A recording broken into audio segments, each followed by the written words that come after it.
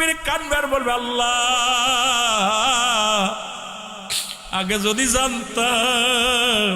ওলামা একরাম কত আলোচনা করেছে, জীবনে সুদ খাতাম না, জীবনে নামাজ ছাড়তাম না, জীবনে মিথ্যা বলতাম না, জীবনে কোনোদিন বেগানা মহিলার পাঁচ পাঁচ বেড়াইতাম না, জীবনে কোনোদিন বেগানা পুরুষের পাঁচ পাঁচ বেড়াইতাম না, জীবনে মাথার কাপড় ফেলতাম না, বেপরদায় চলতাম না।